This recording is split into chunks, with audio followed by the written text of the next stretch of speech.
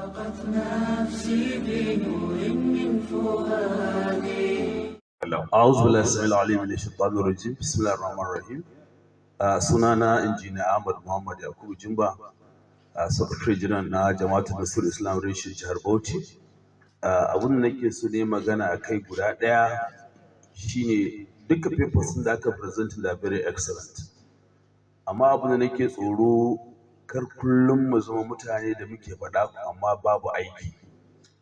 Don haka ina son ba wannan ɗaki shawara a yi kwamfalin waɗannan paper a samar da wani ɗan group na mutane da za su zauna su yi darasarta su ko fito da tsarin da za a yi implementing a shawarwarin da aka bayar ya zama an mai da shi practical ba theory ba.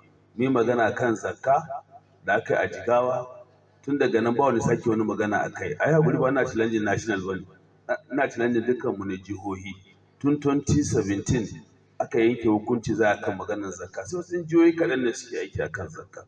Don haka ina ba da shawara kar mu tashi a nan ba a samar da wannan tsarin ba. Assalamu alaikum wa rahmatullah. Ina fata ضاقت نفسي بنور من فؤادي.